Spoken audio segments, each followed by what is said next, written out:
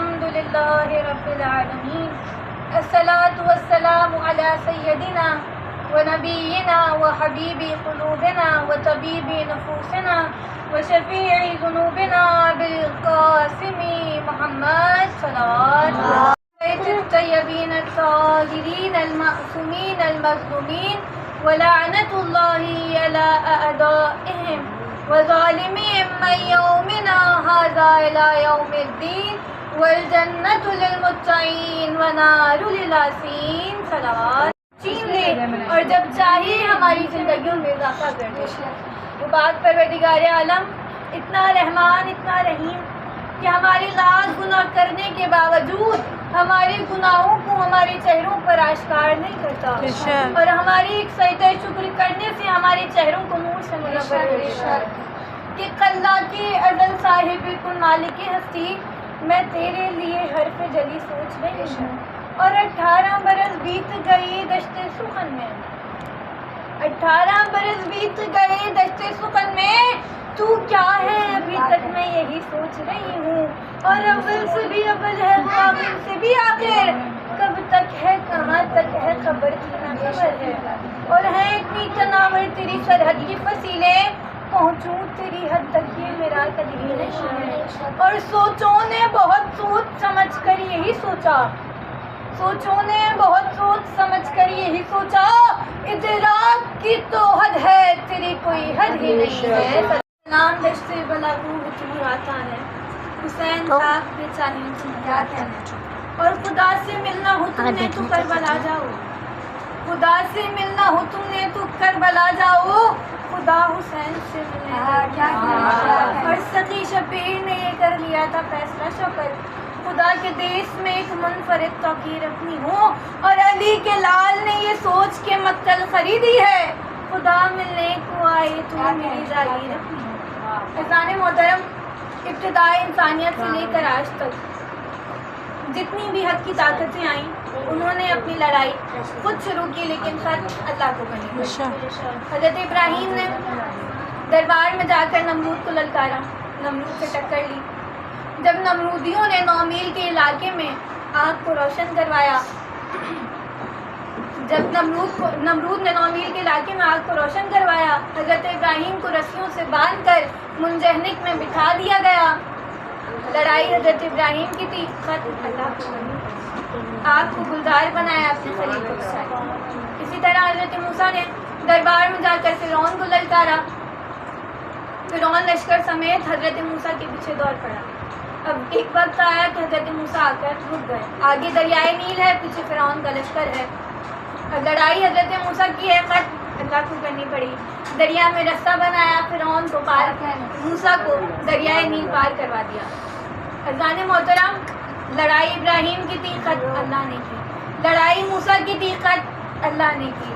کائنات کا واحد شہنشاہ ہے، کائنات کا واحد بادشاہ ہے کہ جس سے خدا کہتا رہا کہ حسین میں آؤں میں لڑوں، حسین کہتا رہا میں اپنی لڑائی خود لڑوں گا۔ کائنات کا وہ شہنشاہ ہے، کائنات کا وہ بادشاہ ہے کہ محدث مؤرخ طرح سے تازہ تراشے ہوئے جھومر کی طرح کائنات کے ماتھے پر سجا کر کائنات کو تسلیم کرنے پر مجبور کر دیا کہ ازل سے لے کر ابد تلک، سر سے لے کر پاؤں تلک پہلا اور آخری بادشاہ حسین۔ اذان محترم، کون ہے حسین ابن علی؟ کہ اگر ہم ابھی ایک جلسہ منعقد کریں اور اس جلسے کو منسوب کر دیں حضرت آدم سے تو جلسے میں حضرت آدم کا ذکر ہوگا اور کوئی ذکر نہیں ہوگا۔ اگر اسے منسوب کر دیا جائے حضرت موسیٰ سے تو حضرت موسیٰ کا ذکر ہوگا اور کوئی ذکر نہیں ہوگا۔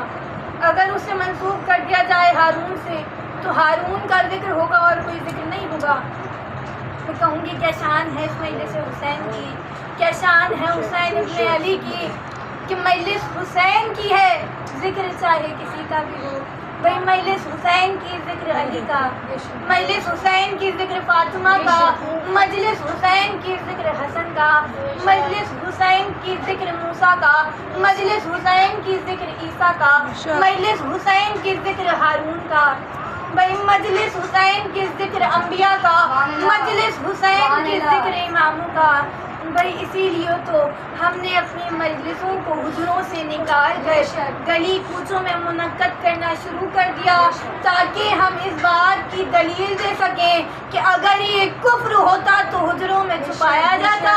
ہم نے تو غدیر کے میدان کی طرح علی کے ذکر کو سرعام بیان کیا.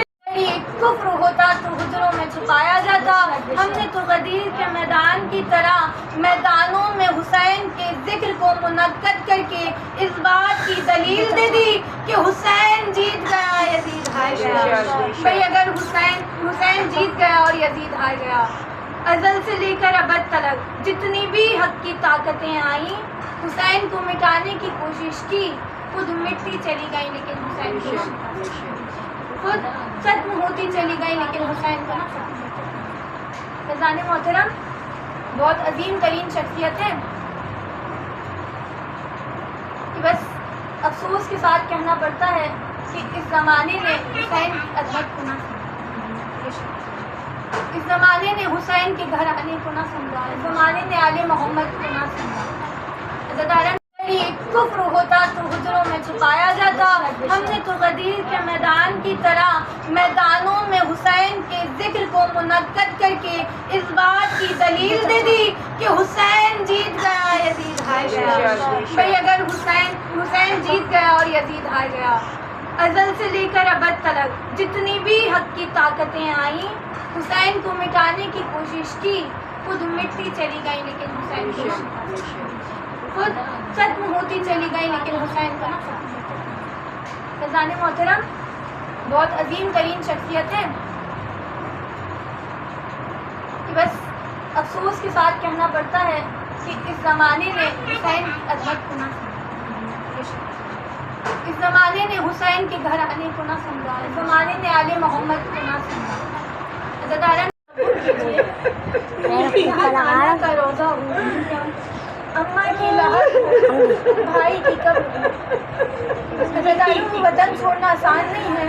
حسین کبھی اماں کے لہر پر آتے ہیں، کبھی نانا کے روزے پر آتے ہیں، کبھی بھائی کی قبر پر آتے ہیں. فہرست تیار ہو گئی ہے ہماری یہاں کیا عالم ہے. ہماریوں پہ سیاہ چادر ڈلی ہوئی، بیویوں کے سروں پر پردے موجود ہیں، سوار کرانے کے لیے اکبر اکاسی موجود ہے. میں کہوں کہ ذرا تصور کیجیے ایک وہ وقت ہوگا کہ جب بے قجاوا اونٹوں گے، کہ جب بیویوں کے سروں پر چادریں نہیں ہوگی، کہ جب سوار کرانے والا کوئی موجود نہ ہوگا. اللہ تعالیٰ نے مظلوم کربلا اور اس پر شہزا پر اس شہزادی کے مسائل بیان کرنے ہیں کہ جو مدینے والوں کو کبھی اکبر کے مسائل سناتا تھا، کبھی مدینے والوں کو بتاتا رہا کہ قاسم کے لاش کے ٹکڑے کر دیے گئے، جو بتاتا رہا میرے اونوں محمد کی گردنوں کو جدا کر دیا گیا.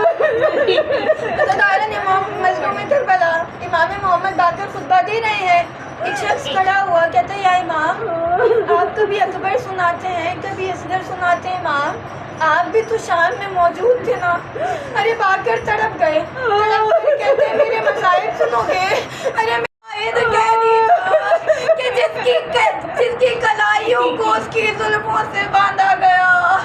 امام کہتے ہیں میں نے کوئی قیدی ایسا نہ دیکھا کہ جس کی کلائیاں اس کی زلفوں سے بندھی ہوئی ہوں. امام کہتے ہیں میرا دوسرا مظالم سنو گے.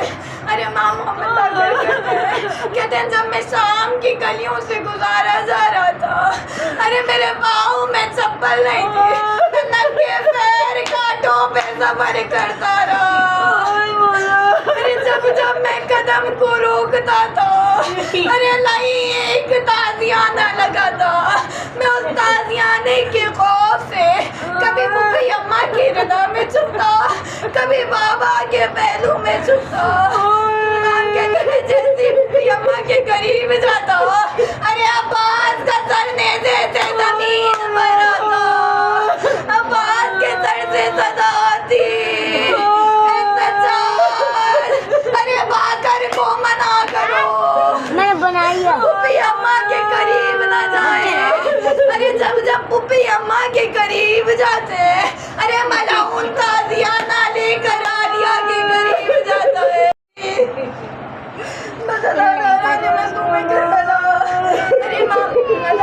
بیت پہ بڑے مظالم ڈھائے گئے ہیں. کسی کو انگور میں زہر دیا گیا, کسی کو زہر میں تلوار ڈبا کر مار دیا گیا. جانتے ہو امام کو کس طرح زہر دیا گیا ہے؟ ارے امام کی راوار کی زین پر زہر رکھ دیا گیا. ارے زبردستی امام کو سوار کرایا گیا. اب جیسے امام زین پر سوار ہوئے ہیں, ارے زہر نے اثر کرنا شروع کیا, زہر پورے بدن میں پھیلتا گیا. امام زین پر نہ سنبھل سکے, ارے زین سے زمین پر آئے. جعفر نے گود میں سر لے لیا, ایک مرتبہ بابا کے سینے پہ سر کو رکھا. امام کہتے ہیں جعفر کیا کر رہے ہو؟ کہا بابا میں نے سنا ہے اولاد کے سینے پہ سر رکھنے سے باپ کو بڑی ٹھنڈک ملتی ہے. ارے بابا میں سوچتا ہوں کیا پتہ زہر کی شدت کم ہو جائے. ارے باکر تڑپ گئے. کہتے ہیں جعفر ارے مجھے وہ وقت یاد آ گیا جب کربلا کا میدان تھا, بے گولوں کا بن حسین نکالا جا. 4 سالہ سکینہ نے حسین کے سینے پہ سر کو رکھا. ارے سکینہ کو جدا کرنے والا ملعون تھا. بس ازادارہ نے مظلوم میں کربلا. ادھر جعفر نے صدا کو بلند کیا, انا للہ و انا الیہ راجعون. ارے چاروں طرف سے بیٹوں بیٹیوں نے تھام لیا. جیسے ہی جنازہ تیار ہوا ہے, ارے دروازے پر دستک ہوئی, صدا آئی, ارے دروازے کو کھولو. ارے سجاد آیا ہے. سجاد کا نام سننا تھا. ارے باکر کا جنازہ کانپ گیا.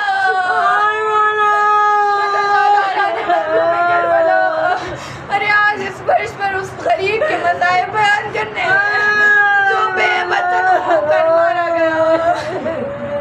عزاداران معصومت کربلا, کوفے میں تنہا ہے مسلم. ارے پاؤں میں نالین نہیں ہے, گریبان چاک ہے, سر پر امامہ نہیں ہے, زلفیں بکھری ہوئی ہے. ارے ہاتھ میں تلوار ہے, صدا دیتے جاتے ہیں اللہ اکبر. صدا کو بلند کرتے جاتے ہیں, مدینے کی گلیوں میں بھٹک رہے ہیں. بس ازاداروں ایک وہ وقت آیا, چاروں طرف سے اشکیا نے گھیر لیا. ارے آگے سے وار ہوا, مسلم نے قدم پیچھے کیا, مسلم گڑھے میں گر گئے. ارے گڑھے میں گرنا تھا, چاروں طرف سے وار ہوئے. ارے کسی نے تیر برسائے, کسی نے تبر برسائے. عزاداروں مسلم نے صدا کو بلند کیا, کاش میرا اکبر یہاں موجود ہوتا. ارے کاش میرا قاسم یہاں موجود ہوتا.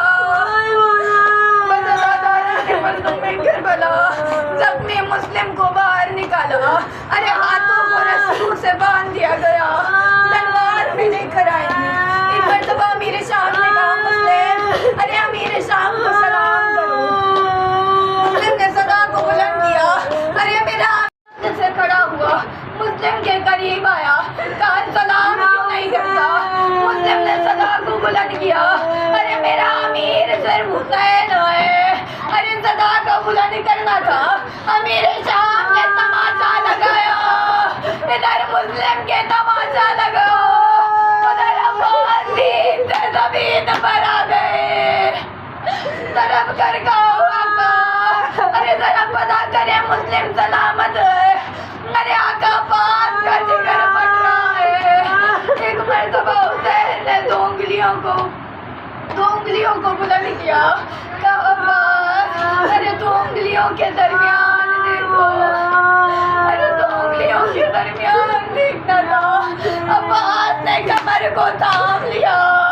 عباس نے تڑپ